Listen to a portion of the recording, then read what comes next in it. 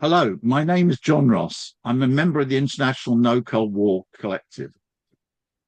The podcast today in the No Cold War Perspective series is the Ukraine War and the Crisis in Eastern Europe. The war in Europe has affected every part of world politics, but nowhere has the effect been more direct and more dramatic than in Eastern Europe and the Balkans, with dramatic developments in Romania, Serbia, Macedonia, and affecting Hungary and other countries. To discuss these, we are joined today by Biljana Vankovska. Biljana is a university press professor and peace activist. She was the left's candidate for president in Macedonia in the 2024 presidential elections and got 5% of the vote. In the same year, the left advanced from 2 to 6 members in the Macedonian parliament. So she is analysing right from the middle of the situation. She's also a member of the International No War Collective. Over to you, Biljana. Thank you for the introduction. Indeed, I'm coming from a region that is, I would say, sub-periphery of Europe. But talking in wider terms, as you mentioned, Eastern Europe and the Balkans, I would say that we should combine two peripheries. One is periphery within European Union, and I would warmly suggest anyone to read Kostas Lapavitsas' book, The Left Case of the European Union, where he explains how the core countries of European Union actually exploit it and took advantage of these newly comers and new members of the European Union. What we share together is the same path after the fall of socialism in terms of the medicines recommended from the West. The economic ones, of course, Washington Consensus and redefining of our economic and political systems. But on a foreign affairs stage, we were told that we should go through the same path. First, to become members of NATO alliance, to join a military alliance, and then that would be a shortcut or a shorter way to join European Union. I never really believed that that is a good way, especially for the part of the world where I come from, that's the former Yugoslavia, that, as you know, collapsed in a dramatic bloodshed, and all the successor states of Yugoslavia least they needed after these conflicts were military investments or recomposition of the defense systems, and so there were far more important things to do. Nevertheless, one part of Eastern Europe smoothly joined the old democracies of European continent.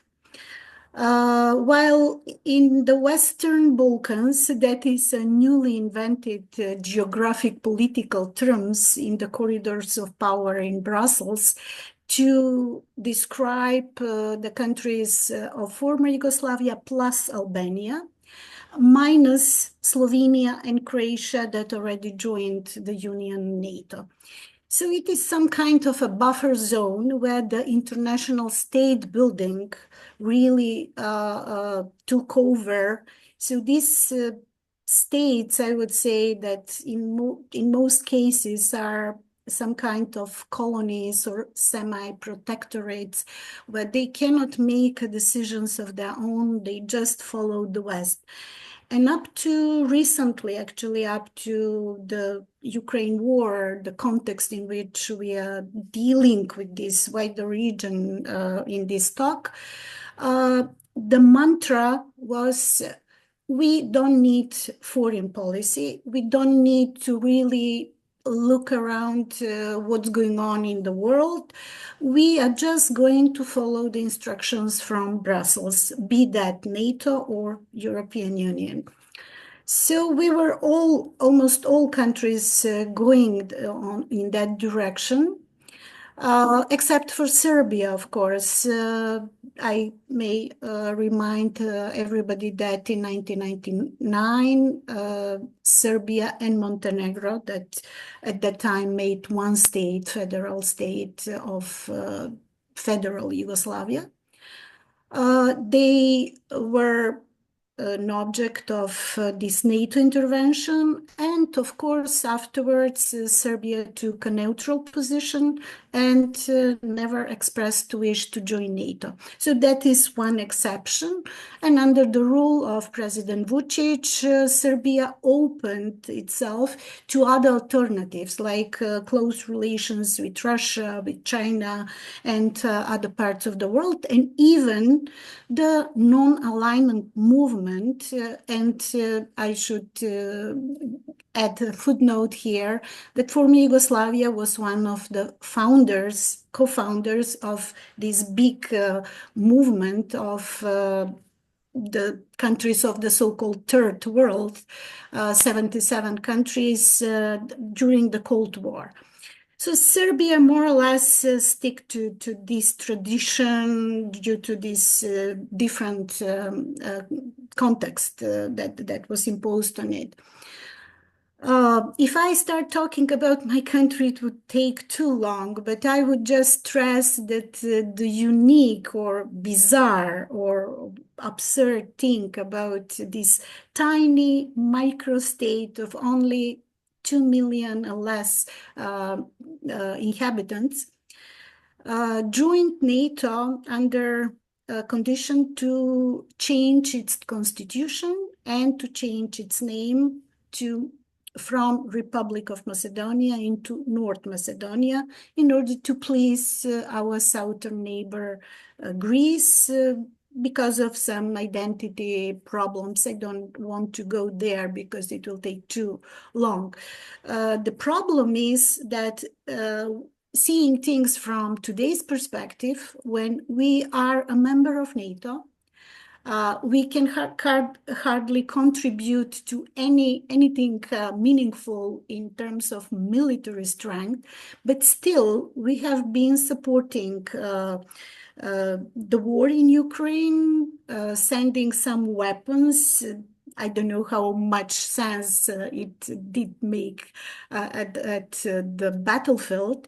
You can imagine what kind of armament that was.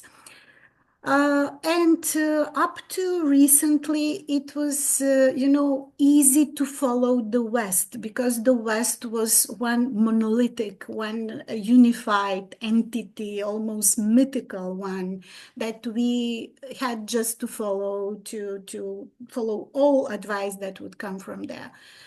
And nowadays, all these countries find themselves puzzled between this divorce-like situation between Washington, Brussels, Paris, London.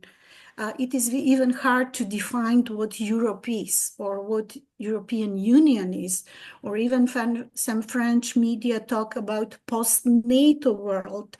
So you can imagine this dilemma now that these small and weak countries dependent on the West and on the promises of joining European Union, where it is all about welfare, now seeing that it is all about warfare.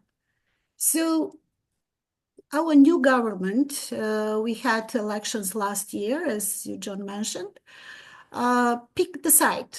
In this divorce-like case, they decided to go with Washington, with Donald Trump, and pledged their loyalty to Washington. That is the same case with Hungary, as we know. Slovakia is very close to this idea. And now the narrative changed in terms we want peace in Ukraine, and we are going to follow whatever Donald Trump recommends. Of course, that causes dramatic internal debates and quarrels because the political scene is divided. Some are taking or rooting for United States or for Donald Trump, others are for European Union. In my view, it is a position between rock and a hard place, as you know. So we don't know how it will end. The latest news from my country this morning, when I opened the news, there was an interview of the Minister of Defense who said that we are going to buy drones and other military armament from United States, of course. In general terms, we are having these dramatic moments, especially in Serbia, where some sort of colored revolution is going on. Then let me remind you on this almost unbelievable move by Romanian government to prevent the favorite on the presidential elections to run in these postponed or annulled elections. So it is even, as you look this region in a broken mirror, you just need to collect the pieces and you still cannot see the real picture because things change dramatically from moment to moment. So this dynamic that we follow usually on a global scale, where we see the moves of the great chess players, we can find almost a replica of that on a regional level, and that doesn't promise anything good because whatever side you take, it is about war, about warfare, about showing muscles or rearmament or showing loyalty to these grandmasters on the chess table. Let me just remind that maybe we are going to witness even more upheaval as times go by because we cannot afford to buy more weapons with the transactionalist Trump. On the other hand, we are unable to follow the European lead in the same direction of rearmament. Then in Serbia, we have this, as I mentioned, ongoing protest that lasts for 4 months now. They announced a big event, a meeting in the capital of Belgrade for Saturday. As we are aware, the same things were, or in a different way, of course, taken with regard to Hungary, to Viktor Orban, or Fico in Slovakia. So things are fermenting. I am unable to give a clear diagnosis of what's going on right now. I only know that up to some years ago, you could find the Balkans or any of our countries on the headlines. All the eyes were turned to the Balkans because it was seen as this primitive part of Europe where people fight each other and then kill each other. Nowadays, or in the last couple of decades, it was slightly removed into oblivion. But I'm afraid that soon we are going to face revival or coming back on the Balkan issue in the media and in political circles and our academic and intellectual ones, of course.